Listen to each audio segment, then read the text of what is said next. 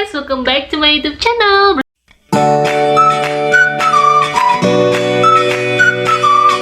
Bersama aku Mutiara Merenita. Selamat sore, apa kabar semuanya? Nah, sore ini aku mau berbagi tips dan cerita mengenai 10 hal yang harus kamu ketahui dalam berteman. Ya, pastinya kalian udah lebih expert ya daripada aku ya untuk mencari pertemanan kan. Dan pastinya juga kalian udah kayak, alah, video ini gampang banget sih bikin kontennya. Cuman ya memang kita balik lagi, kita tuh pengen share aja sesuai dengan apa yang kita rasakan, apa yang sudah kita lalui dalam berteman. Oke? So, sebelum kita ke arah lebih lanjut, please share, like, comment, dan subscribe ya. Oke. Jadi di 10 hal yang harus kamu ketahui dalam berteman itu, menurut aku ya, menurut pengalaman pribadi aku, ada 10 hal. Yang pertama, kita tuh harus menjaga kehidupan pribadi, nggak kepo-kepo guys, karena nggak semua orang tahu dan nggak semua orang mau tahu juga gitu bahwa kehidupan pribadinya tuh harus orang lain tuh tahu sampai seluk-beluknya. Ya wajar sih ya kalau memang kalian public figure ya.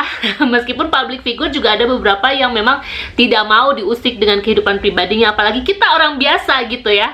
Cuman ada juga sih orang-orang yang dengan gampangnya, dengan biasa aja lah, yang penting nggak usah terlalu gimana gitu. Yang penting kalau memang gue kayak gini ya udah kayak gini, gue nggak apa-apa kok di publikasi gitu, sampai ke borok-boroknya misalnya gitu kan. Cuman ada juga beberapa yang memang nggak suka gitu.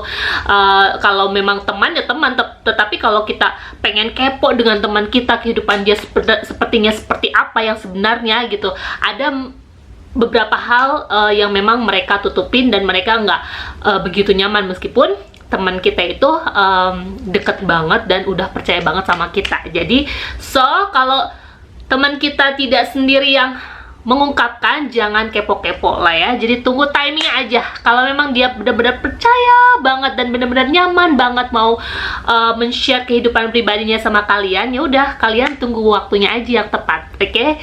Jangan pernah mengulik-ulik atau kepo-kepo dengan kehidupan pribadinya. Itu yang hal pertama.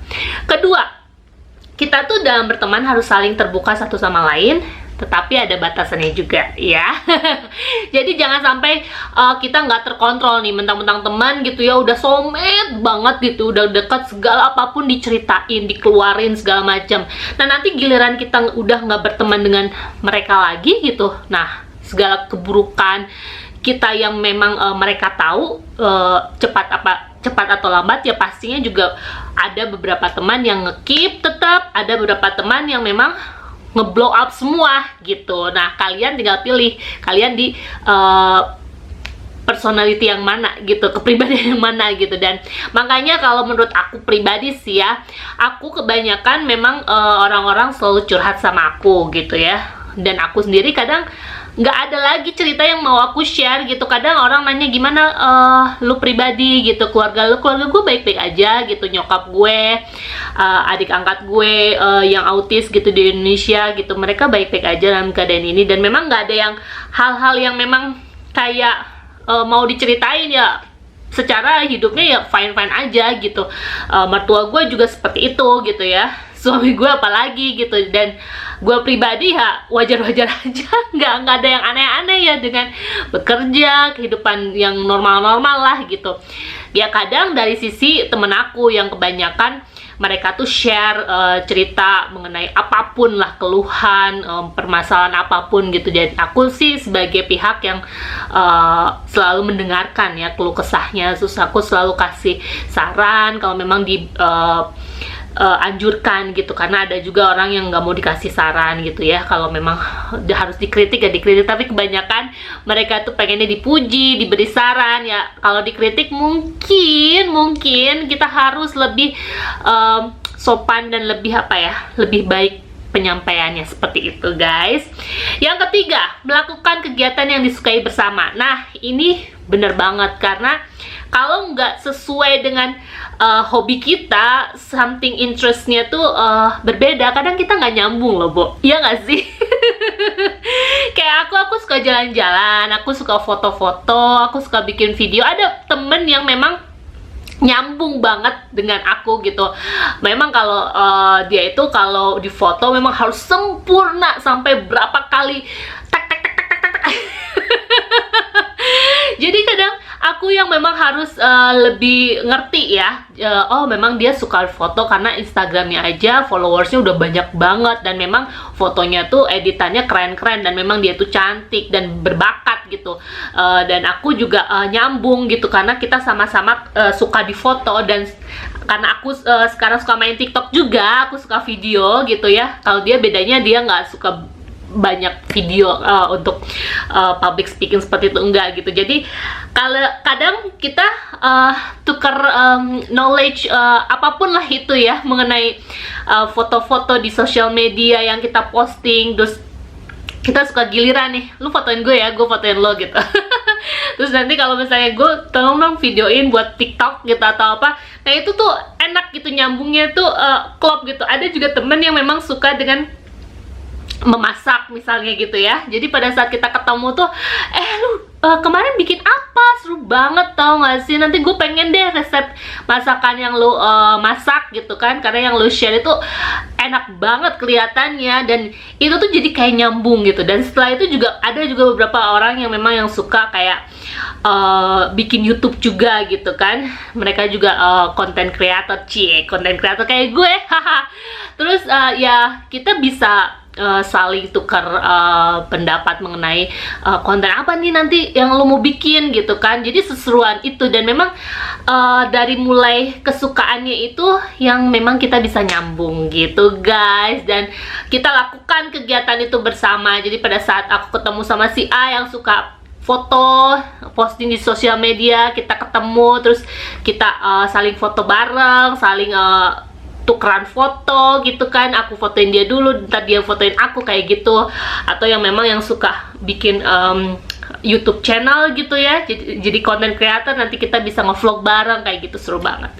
Keempat, saling support dalam hidup. Ya pastinya dong. Jadi karena kita udah kayak soulmate banget gitu ya, udah deket banget, pasti kita selalu support apapun itu gitu ya. Jadi karena kita ini kan apa ya, tinggal di negara orang gitu ya, kasarnya memang mau di Indonesia atau dimanapun kita tinggal, kalau namanya berteman itu harus selalu support, harus kasih semangat, motivasi. Jadi jangan bikin lay down gitu ya. Kalau memang ada masalah atau apa, ya mungkin kita kasih ruang buat mereka untuk bercerita. Kalau memang tidak, ya kita kasih ruang untuk mereka menyelesaikan permasalahannya sendiri. Jadi kita tuh di posisi jangan pernah memaksa guys gitu. Dan support itu sangat amat penting buat teman kita, keluarga kita, siapapun itu. Bahkan kalau memang kita memberikan support sama kolega kita, rekan kantor kita, atau orang-orang yang memang kita kenal baru kemarin misalnya, why not? Iya nggak sih?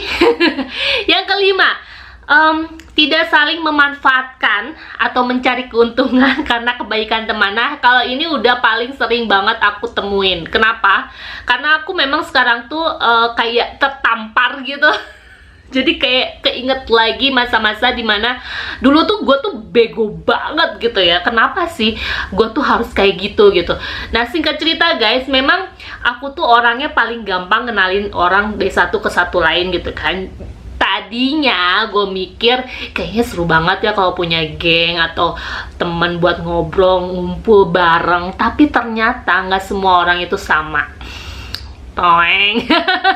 Mungkin itu berlaku buat orang-orang di luar sana ya. Jadi kalau kita ngarepnya, aduh kayaknya seru ya kalau ngumpul banyakan, minimal 5 orang atau 6, 7, bahkan 10 orang, kayaknya lengkap, cocok gitu, dan comfortable. Mungkin ya pemikiran kita yang begitu baik gitu tidak terrealisasikan, mungkin bertemu dengan orang yang salah. Aku nggak bilang mereka salah, enggak juga, cuman mungkin aku nggak fit gitu, nggak tepat di posisi seperti itu gitu. Meskipun ya aku juga kadang sampai sekarang ya mau nggak mau harus membagi nih orang-orang yang temen aku khusus ini, yang B khusus ini gitu.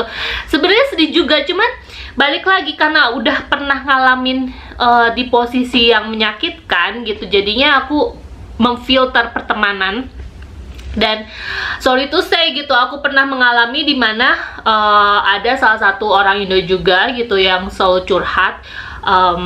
Dia itu udah menikah tapi punya pacar lagi gitu kan. Sebenarnya dia tuh menikah sama suaminya tuh tidak begitu cinta juga, dan sebenarnya memang si pacarnya ini tuh juga sebetulnya kalau dari segi kehidupan sih nggak bisa diharapkan juga gitu ya, intinya seperti itu. Dan itu tuh berulang kali aku kasih tahu sama dia bahwa lu udah deh, mendingan fokus deh sama laki lo gitu ya. Udah tahu jawabannya seperti itu, tetapi tetap aja mengulang dengan problem isu yang sama gitu, dan membuat kayaknya setiap ngumpul selalu aja di sajikan bukan makanan yang enak gitu, tapi dia tuh selalu membawa isu-isu yang memang diulang lagi, masalahnya itu lagi. Udah tahu dia tuh udah memiliki suami, tetapi kenapa lu cintanya sama pacar lu yang memang nggak bisa diharapkan gitu ya. Ya udahlah, kita tuh udah tahu sesuai dengan agama pun kita nggak bisa gitu punya suami dan punya pacar gitu, itu nonsense banget gitu. Cuman ada juga orang yang memang memanfaatkan kebaikan aku, karena aku tuh orangnya tadinya easy going, yang memang ya udahlah kalau mau lu curhat ya udah gue dengerin atau apa. Tapi lama-lama melihat dia pada saat dia nikah dan dia ngomongnya terlalu tinggi gitu ya, menjanjikan A, B, C segala macam, dan kita terbawa dengan suasana itu gitu. Tetapi pada saat kenyataannya bener-bener sama sekali men-treat aku yang kayaknya wow gitu ya, kayaknya lu nggak harus kayak gini sama temen gitu. Dan dari situ gue kecewa banget gitu, karena apa yang lu omongin itu terlalu besar mulutnya gitu ya, dengan kenyataan yang totally nihil. Dan aku bisa bertanggungjawabkan karena segala apapun yang aku rasakan aku share sama suami aku, dan suami aku lihat sendiri gitu, bayangkan. Jadi dari situ aku bilang, ngapain gue berteman sama lo gitu kasarnya ya, dengan perjuangan apa ya, kayak lu kenalin gue dong banyak temen juga kan lu. Kayaknya gue nggak punya banyak temen Indo, gue kenalin guys, gue sampai itu pun aku memikirkan berulang-ulang nih, bener gak sih orang nih, baik gak sih gitu kan. Sampai aku di titik ya udah tunggu dulu hampir 2 tahun setengah aku baru nunggu ngelihat prospeknya, kepribadiannya dia seperti apa, sampai aku oke deal, aku kenalin sama teman-teman aku.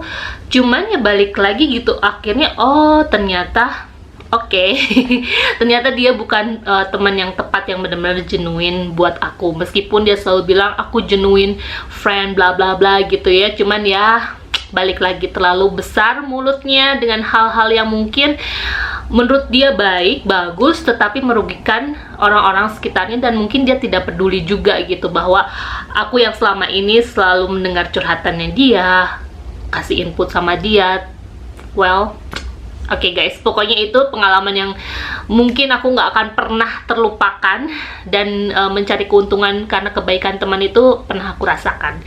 So, nomor 6, tidak pernah berkata buruk atau kurang benar teman di belakangnya. Bener banget, kadang kalau kita lagi kumpul nih sesama cewek-cewek gitu, mau tua mau muda gitu, kadang si A ngomongin si B ngomongin si C ngomongin si D, pokoknya gue sebagai gitu, oh ya, nggak tahu, oh masa? Nah gitu gue responnya, seriously, yes. Karena aku nggak tahu lagi harus mau ngomong apa, sampai aku bilang, emang, terus, gitu, iya. Kadang aku mau keluar di komunitas itu tuh kayaknya sulit gitu ya, karena mereka udah terlalu baik segala macam. Cuman memang tabiatnya, kebiasaannya memang nggak bisa hilang gitu. Cuman yang aku mau ngomong gimana, udah berada di lingkungan itu kadang iya, yaudah ini ada makan-makanan, yuk foto kayak gitu guys.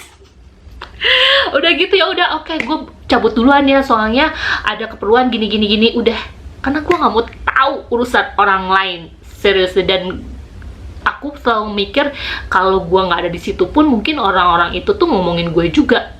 Well, that's it. Yang ketujuh, menunjukkan perhatian, simpati, empati, dan saran terbaik pada teman itu udah. Jadi ya seperti yang tadi aku udah ceritakan gitu, sekarang tuh memang apalagi situasi kondisi seperti ini gitu ya, kadang kita memang harus berjiwa besar gitu ya, dan memberikan perhatian kepada teman kita itu harus triple double gitu kalau memang dibutuhkan rasa simpati, empati, karena melihat kondisi sekarang banyak yang sudah pada meninggal dengan situasi COVID ini gitu ya, dan kita juga mungkin terpisahkan dengan kondisi ini dengan teman-teman kita, dan dari situlah kita harus membangun diri kita untuk lebih wise dengan keadaan dan tunjukkan sifat dan perhatian kita yang lebih untuk mereka gitu, meskipun mereka nganggapnya ala biasa aja sih loh, tapi ya udah, setidaknya kita memberikan sesuatu yang baik untuk orang-orang yang kita sayang gitu guys. Yang ke-8, luangkan waktu kebersamaan dan komunikasi sesering mungkin. Iya, ibaratnya kita udah punya sosial media, WhatsApp atau apapun itu, by chat lah, hai, apa kabar nih, happy Sunday ya, misalnya gitu kan, happy weekend ya, oh lu lagi kerja ya, iya gue lagi kerja nih, atau aku misalnya lagi dirumahkan gitu ya, gue memang lagi nggak ada kerjaan gitu, jadi have a nice working ya, tetap semangat, jaga kesehatan, kayak gitu-gitulah guys. Jadi itu luangkan waktu komunikasi meskipun kita terpisah dengan keadaan dan situasi sekarang gitu ya. Kalau misalnya balik lagi ke situasi yang normal ya, setidaknya dari Senin sampai Jumat kita kerja ya, Sabtu atau Minggu kita luangkanlah waktu bersama gitu, nge-brunch bareng lah, nge-lunch bareng lah, atau nge-dinner bareng after work ya. Kita bisa banyak peluang untuk itu, ya kan? Yang ke-9, oke, membantu teman bila diperlukan dan jelas apa adanya. Membantu teman bila diperlukan dan jelas adanya. Iya memang, jadi kalau kita membantu ya memang ya harus jelas ini bantuannya apa gitu.